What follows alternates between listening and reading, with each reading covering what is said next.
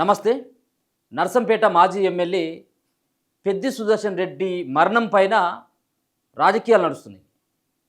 So కావాల్సింది సానుభూతి, ఆ కుటుంబానికి ప్రగాఢ సానుభూతి తెలపడంతో పాటు ఆ కుటుంబానికి అండగా ఉంటామని చెప్పాల్సినటువంటి పార్టీలు కావచ్చు, ఒక పక్కన పార్టీలో ఉన్నటువంటి బీఆర్ఎస్ పార్టీలో కొనసాగినటువంటి పెద్ది సుదర్శన్ రెడ్డికి బీఆర్ఎస్ పార్టీ, అలాగే ఇప్పుడు ప్రభుత్వంలో ఉన్నటువంటి కాంగ్రెస్ పార్టీ కూడా.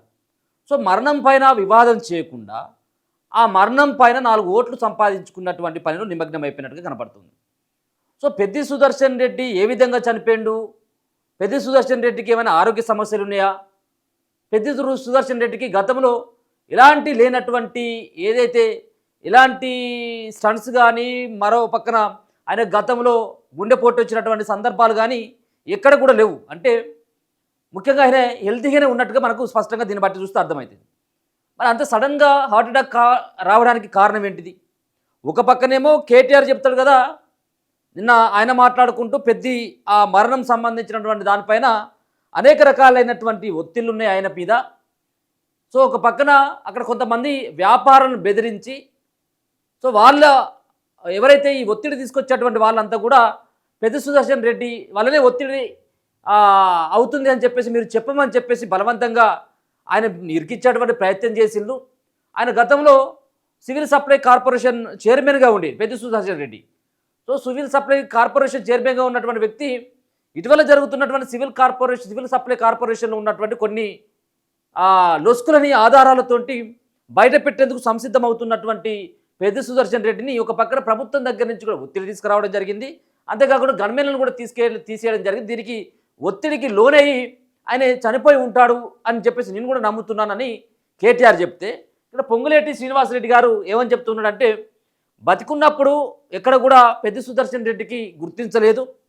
సో ఎంపీగా ఎమ్మెల్యేగా ఓడిపోయినా కానీ ఆ కుటుంబంలో ఉన్నటువంటి వాళ్ళకి పదవులు ఇచ్చారు తప్పించి, మరి ఉద్యమం కాలంలో తోడు ఉండి అలాగే కేసీఆర్ వెన్నంటున్నటువంటి పెద్ది సుదర్శన్ రెడ్డికి ఎందుకు రాజ్యసభకు పంపలేదు అని చెప్పేసి ఆయన కూడా కొన్ని కామెంట్లు ఆయన రాసుకొచ్చేటువంటి ప్రయత్నం చేసిండు.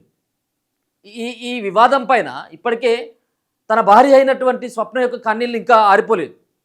మనం చూసుకోవచ్చు ఎంతమంది జనాలు వచ్చిళ్ళు అక్కడికి, వేలాదిగా తరలి వచ్చినటువంటి జనాలు, వేలాదిగా తరలి వచ్చిళ్ళు, చాలా గ్రామాలలో కన్నీళ్లు గార్చిళ్ళు. సో పెద్ది సుదర్శన్ రెడ్డి మరణాన్ని ఇంకా కూడా నర్సంపేట ప్రజలు జీర్ణించుకోవట్లేదు.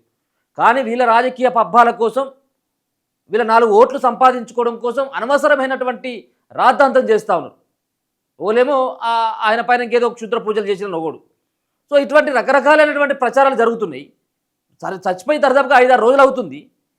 ఇంకా కూడా మీ రాజకీయ ప్రయోజనాల కోసం ఎప్పుడైతే పెద్ది సుదర్శన్ రెడ్డికి 26వ తారీఖున ఆయనకు హార్ట్ అటాక్ వస్తే రోహిణి హాస్పిటల్ తీసుకెళ్ళిన తర్వాత హరీష్ రావు వచ్చిండు, కేటీఆర్ వచ్చిండు. అక్కడి నుంచి ఆ గ్రీన్ ఛానల్ ఏర్పాటు చేసినటువంటి గవర్నమెంట్ అక్కడి నుంచి నేరుగా మరి ఎక్కడ కూడా ట్రాఫిక్ ఇబ్బంది కాకూడదని చెప్పేసి యశోద హాస్పిటల్కి తీసుకొని వచ్చిండు. యశోద హాస్పిటల్లో ట్రీట్మెంట్ అవుతూ ఉంటే కేసీఆర్ అటెండ్ అయ్యాడు. సరే అక్కడి వరకు ఓకే, పార్టీలో పనిచేసి నీ వెనకాల ఉన్నాడు ఉద్యమ నాయకుడు కాబట్టి నీకు అంత ప్రేమ ఉన్నదని చెప్పేసి మేము కూడా అనుకుంటాం. కానీ కేసీఆర్ మరి పెద్ది సుదర్శన్ రెడ్డి చచ్చిపోయాక ఎందుకు రాలేదు నర్సంపేటకు అనేది కూడా చాలామందికి అనుమానాలు ఉన్నాయి. ఎందుకు రాలేదు? కేవలం ఇక్కడ మరి వచ్చి చూసిపోయాడు కదా ఆయన. అంటే అప్పటి వరకు ఆయన బతికున్నట్టుగానే వైద్యులు చెప్తున్నారు. మరి చనిపోయిన తర్వాత సరే నీకు అక్కడి దానికి రావడానికి చేత కాలేదు, నువ్వు వస్తే ట్రాఫిక్ ఇబ్బంది కావచ్చు, అక్కడ ఇంకా ఉన్నటువంటి వాళ్ళ కొంత శాంతి భద్రతలకు ఇంకా ఇబ్బంది అయ్యేటువంటి అవకాశం ఉంటుంది కాబట్టి నువ్వు రాలేదని చెప్పి సమర్థించుకుంటాం అనుకుందాం. మరి అదే యశోద హాస్పిటల్కి చచ్చిపోయిన తర్వాత కనీసం అక్కడికి వెళ్ళొచ్చు కదా. మళ్ళీ ఆడికి వెళ్ళలేదు. అది ఏం జరిగింది అసలు? మరి అసలు అక్కడ రోహిణి హాస్పిటల్లో ట్రీట్మెంటు అవుతూ ఉంటేనే మెరుగైనటువంటి వైద్య చికిత్స కోసం ఇందాక తీసుకొచ్చిండు యశోద హాస్పిటల్కి. యశోద హాస్పిటల్కి వచ్చిన తర్వాత ఏమైందనేది ఎవరికి కూడా తెలియదు. ఇక సో ఆ కుటుంబ సభ్యులను పార్టీలకు అతీతంగా పరామర్శించు అంత అయిపోయింది. సరే ఆయనకు ఉన్నటువంటి ఒత్తిడి ఏంది, సో ఆయనకు ఒంట్లో ఉన్నటువంటి సమస్యల, ఇంట్లో ఉన్నటువంటి సమస్యల, సో అదంతా వేరే విషయం.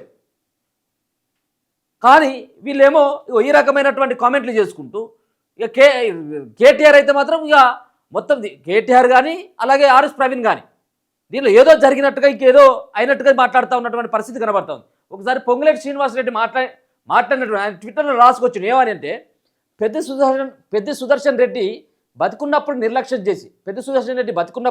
చేసి చనిపోయాక రాజకీయాల కోసం వాడుకుంటున్న డ్రామారావు గారు 10 ఏళ్ళు అధికారంలో ఉన్న ఉద్యమకారుడు దివంగత పెద్ది సుదర్శన్ రెడ్డి గారికి మంత్రి పదవికి ఇవ్వకుండా అవమానించింది.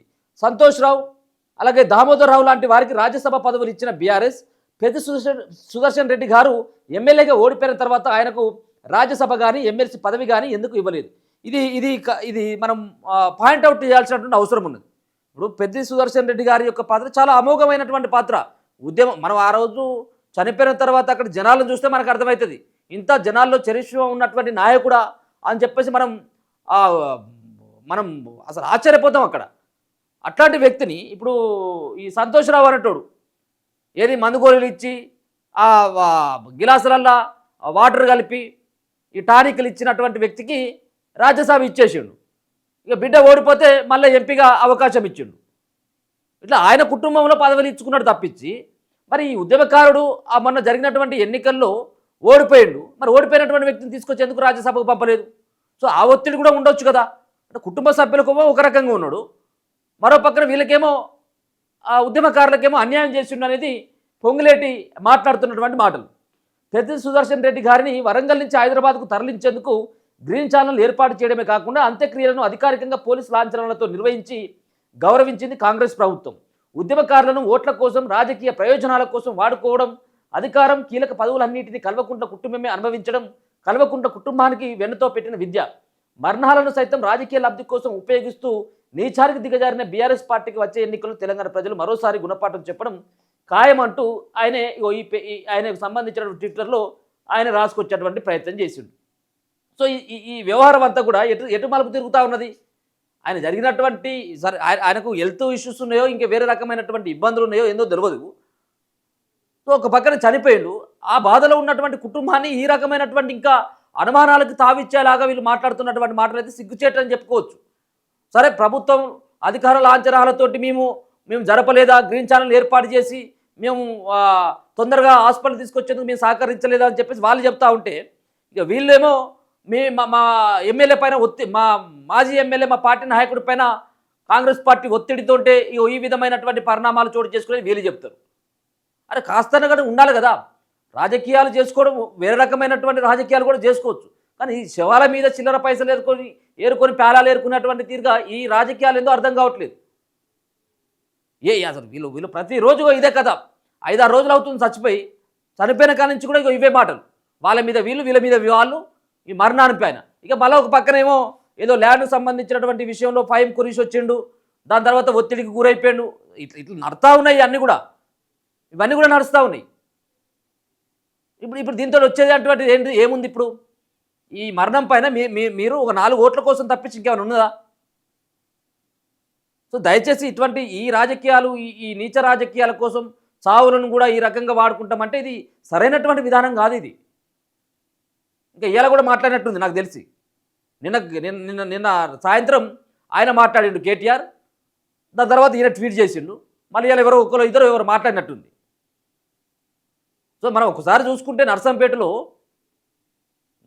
వచ్చినటువంటి ఆ జనాలు కానీ ఆయన పైన ఉన్నటువంటి అభిమానం కానీ వేలాది మంది కార్చినటువంటి కన్నీళ్ళు కానీ ఆయన గొప్ప నాయకుడు అని చెప్పేసి చెప్పడానికి ఒక నిదర్శనంగా కనపడ్డది అక్కడ. ఆ నాయకుడి పైన ఈ రకమైనటువంటి ప్రచారాలు అవుతూ ఉన్నాయి.